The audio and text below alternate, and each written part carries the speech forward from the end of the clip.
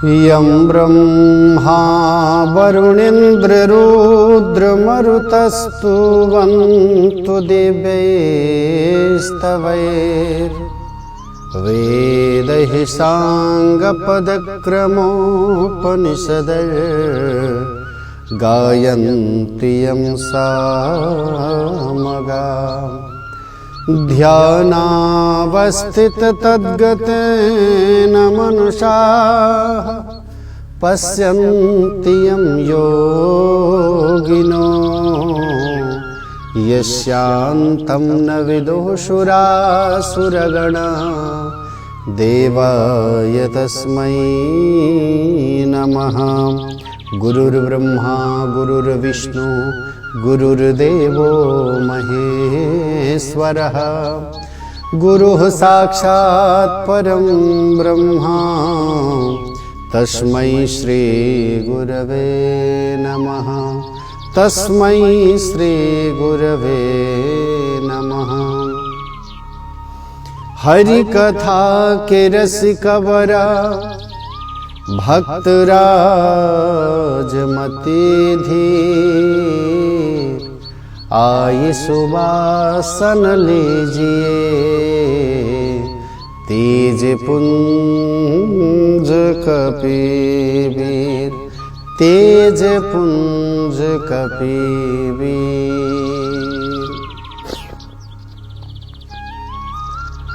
अनंत कोटि ब्रह्मांड नायक अकारण करुणा वरुणालय परात्पर परब्रह्म श्री कृष्ण की वांगमय छवि श्रीमद् भागवत महापुराण एवं कथा रसिक श्री हनुमंतलाल जी महाराज। परम पावनी मंगलमय बेला कार्यक्रम सत्संग प्रभात में आप सबों का ढेर सारा स्वागत है सभी श्रोताओं को। और अभी आप ए न्यूज टेलीविजन के माध्यम से देख रहे हैं कार्यक्रम सत्संग प्रभात को। इस आवाज को आप सबों के समक्ष पहुंचाने में हमें सहायता कर रहे हैं त्रिलोकी पटेल जी और मैं आप ही लोगों का स्नेही जितेंद्र पारस सर। आइए हम सब मिलकर के बड़े प्रेम भाव से आज श्री सुखदेव जी महाराज के बारे में श्रवण करेंगे। बड़े ही सुंदर बात बताई कि यम प्रव्रजन्तमनुपेतमुपेत कृत्यम द्वैपायनो विरह कातरया जुहाव पुत्रेति तन्मयतया तरबोभिनेदुस् त्वं सर्वभूत हृदयं मुनिमान तोस्मि।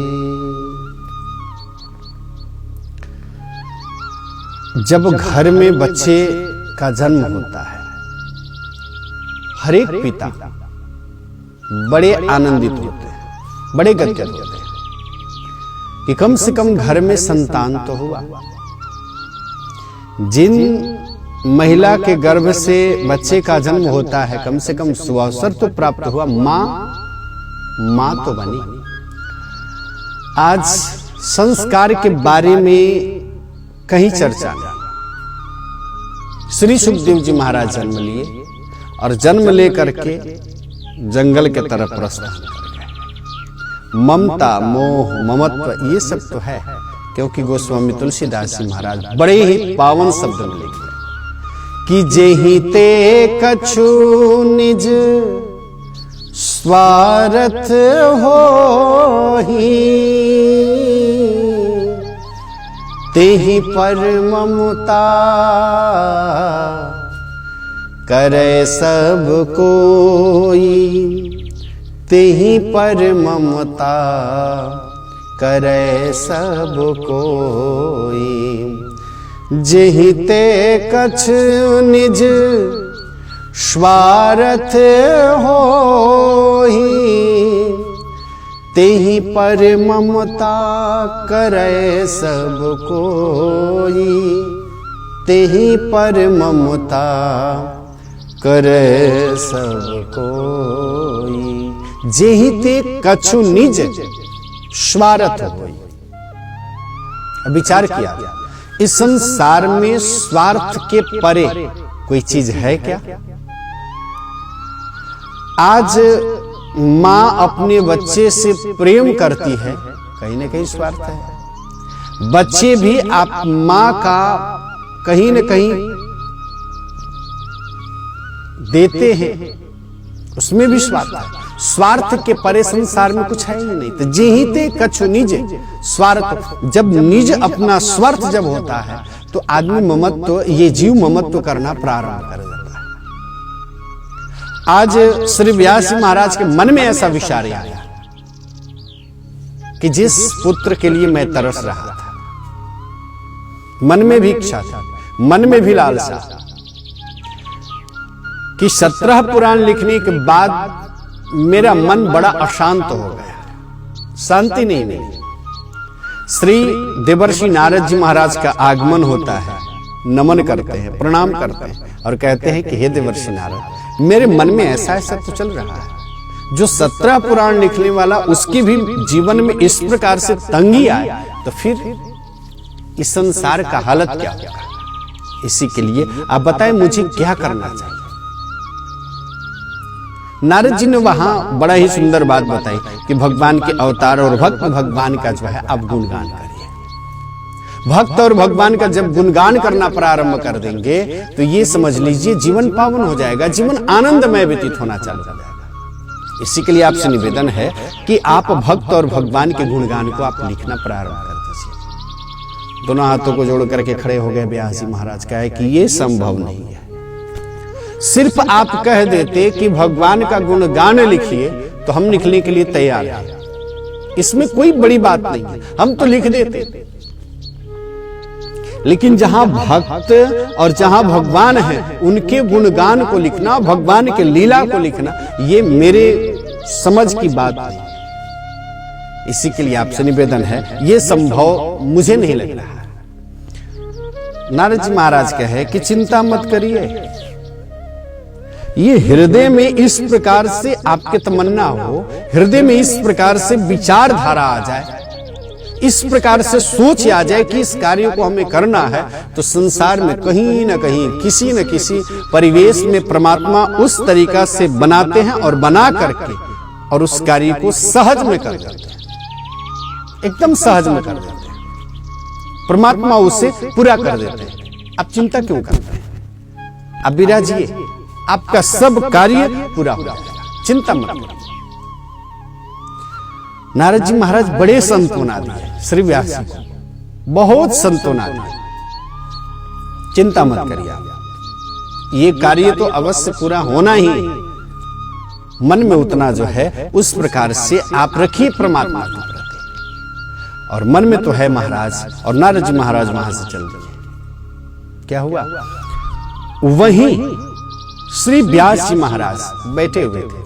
नारद जी महाराज आए, नारद जी का अर्घपाद्य दे करके बड़े सुंदर से आसन दे करके बैठाए और बैठा करके अपनी जिज्ञासा रखे। और भगवान जो है गणेश जी महाराज उस समय में लिखना चालू किए, बोलना चालू किए और श्रीमद् भागवत महापुराण जो है पूर्ण हो गया।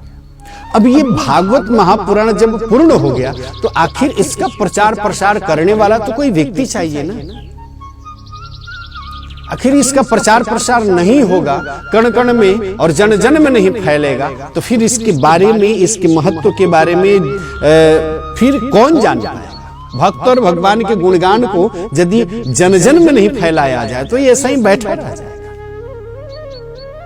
व्यास जी के मन में ये उत्सुकता हो रही है कि कम से कम मेरे घर में भी कोई संतान हो जाता तो हम भी अपने बच्चे को इस प्रकार से देते और दे करके कहते तुम जन जन में इस श्रीमद् भागवत महापुराण की कथा को तुम फैलाओ।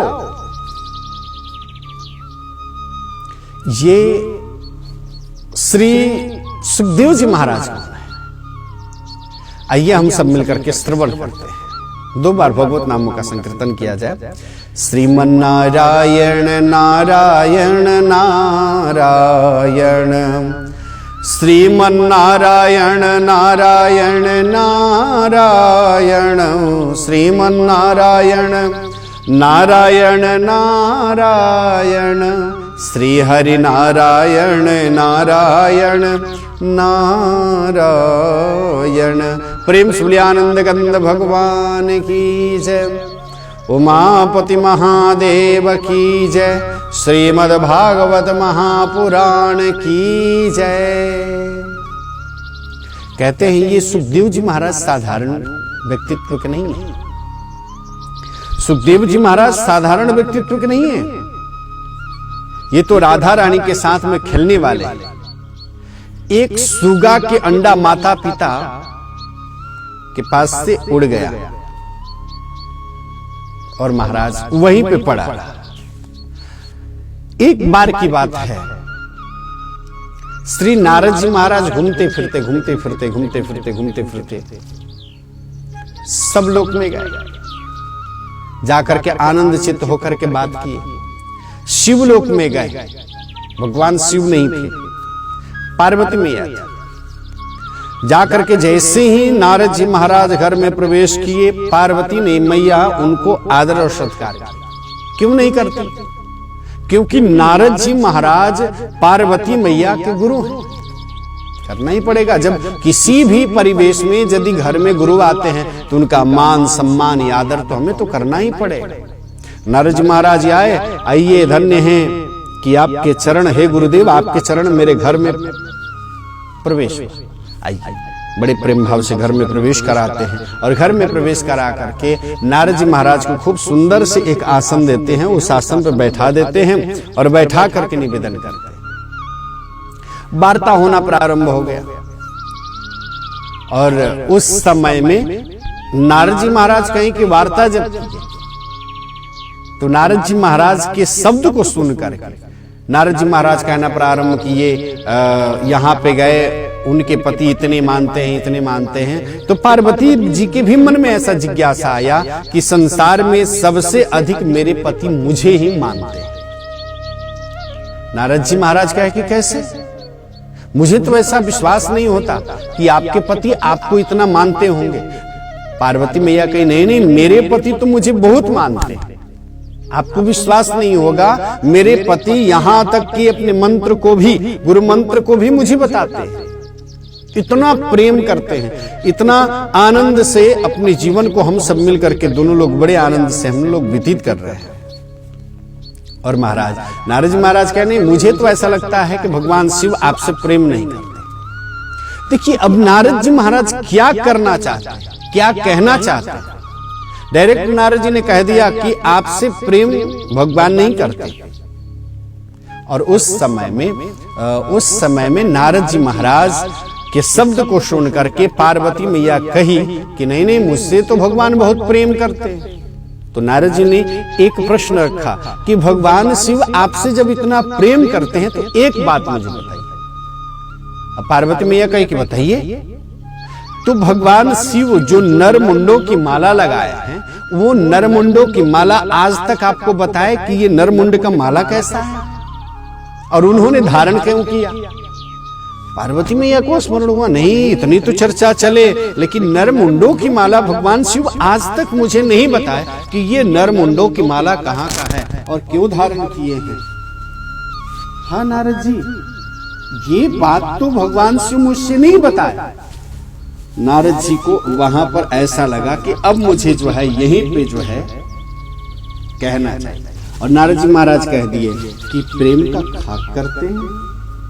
आप तो कह रही हैं कि मुझसे बहुत प्रेम करते हैं, इतने दिन बीत गए, इतने समय व्यतीत हो गए और आज तक आपको पता नहीं कि भगवान शिव ये नरमुंडों की माला किसका लगा करके घूम फिर रहे हैं।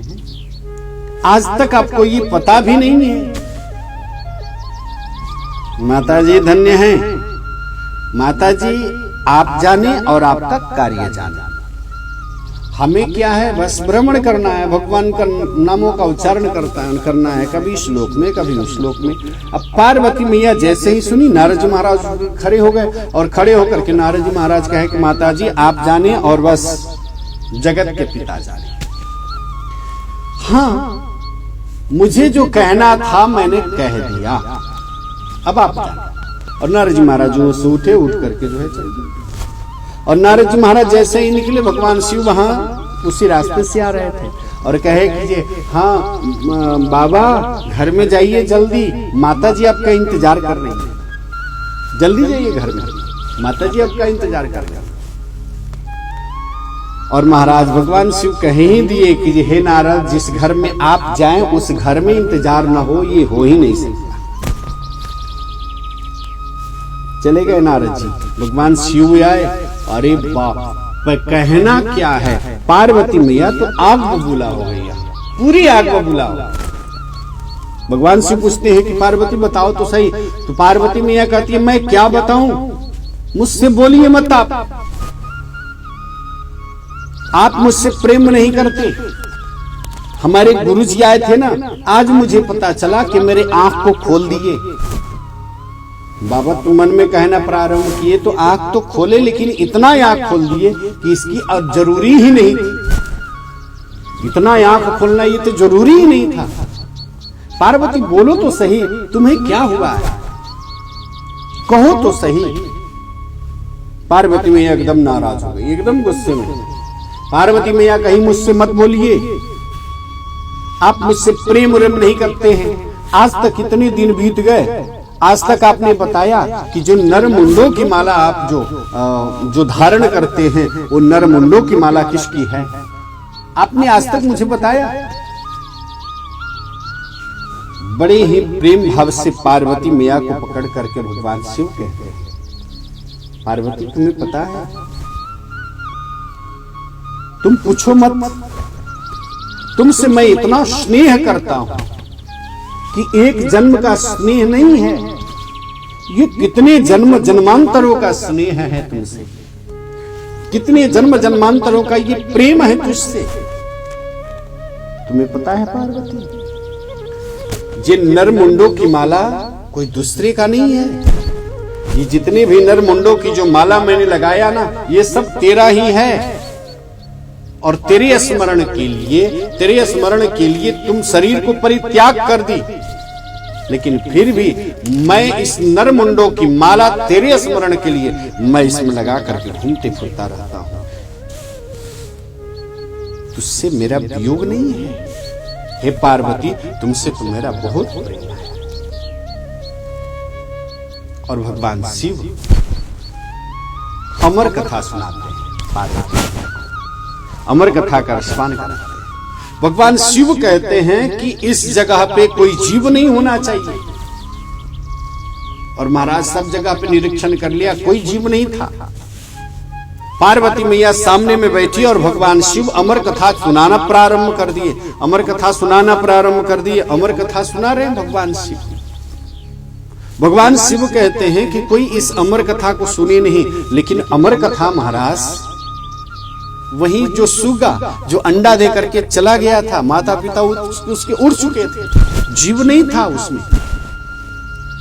और भगवान शिव कहे कि पार्वती एक काम करो, क्योंकि मैं जब जब मैं तुम्हें कथा श्रवण कराता हूं ना, और जब जब तुम जाती हो किसी श्रेष्ठ जनों के साथ में कथा श्रवण करने के लिए, तो तुम्हें निद्रा देवी ऐसे ही झुकाना प्रारंभ कर। और वैसे होता भी है महाराज, जब भी कोई कथा में बैठो, कथा में बैठने के बाद में निद्रा देवी पता नहीं दुनिया की कहां किस कोने से उड़ करके आकर के सिर पे बैठती और फिर जो है उस जीव को झपकी लगाना चालू कर देता।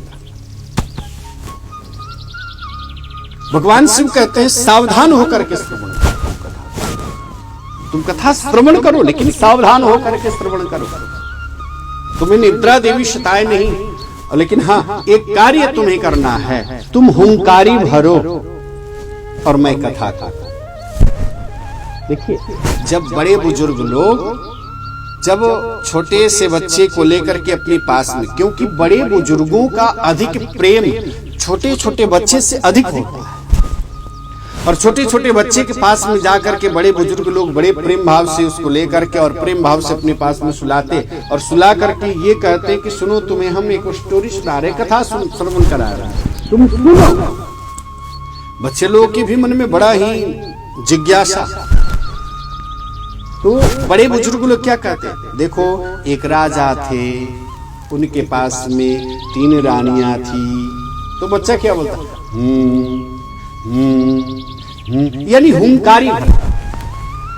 तो बड़े बुजुर्ग लोग खूब प्रेम भाव से बच्चे को कथा श्रवण करा रहे, खूब अच्छे से कथा श्रवण करा रहे। और बच्चा हुंकारी भर भी रहा है, और जहां पे हंसने वाली बात आती थोड़ा हंस भी देता, और कहीं पे पूछने वाली बात होती तो पूछ भी लेता। बच्चे का ही स्वभाव है। महाराज बच्चे जब हुंकारी भरना छोड़ देते ना, तो बड़े बुजुर्ग लोग ये समझते कि अब बच्चा सो गया, अब मुझे सो जाना चाहिए। बड़े बुजुर्ग क्या करते, अब प्रेम भाव से देखे कि अब तो बच्चा सो गया, और प्रेम भाव से अपना भी चादर उदर तान करके और बड़े प्रेम भाव से सो जाते। यहाँ पे क्या हुआ कि जब भगवान शिव कथा को रसपान कराना प्रारंभ कर दी, पार्वती मैया हुंकारी भी भरना प्रारंभ कर दी, और कथा श्रवण करते करते करते करते भगवान शिव तो सावधान तो कराए।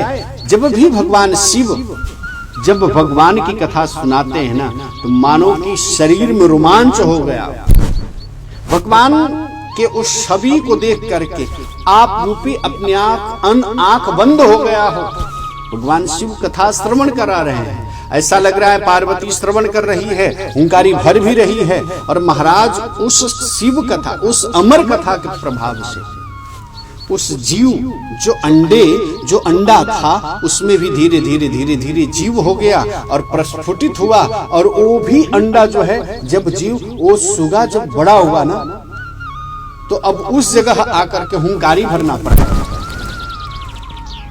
पार्वती मैया सो गई, अब उस सुगा आकर के हुंकारी भरना प्रारंभ कर दिया। और महाराज उस समय में वो सुगा कितना कथा का रसपान कर, विचार करिए, संसार के जीव में सबसे बड़े सौभाग्य किसी को प्राप्त हुआ तो सुगा का हुआ, जिसने भगवान जन्म हुआ और भगवान शिव के द्वारा जिसने अमर कथा सुन ली हो, उसको फिर संसार में कौन मार सकता। अचानक भगवान शिव को ऐसा लगा कि पार्वती का तो आवाज नहीं है ये। भगवान शिव की दृष्टि जैसे ही खुली महाराज, वो तो सुगा कथा श्रवण कर चुका था। महाराज पार्वती मैया सोई है, आखिर देखा तो फिर आखिर सुन कौन रहा था, हुंकारी कौन भर रहा था, सामने में दिखाई दिया। दौड़ करके भगवान शिव जो है दौड़े, उससे त्रिशूल लेकर के मारना प्रारंभ किए। सुगा तोड़ गया महाराज। और महाराज कहते हैं कि ऐसा संयोग बना, व्यास महाराज की पत्नी अभी अभी जो है जैसे ही अपना मुख खोली हुई थी, तब तक उसी समय में उस सुगा जो है पेट में प्रवेश कर गया। और भगवान शिव व्यास जी के ही दरवाजे पे कितने दिन तक रहे।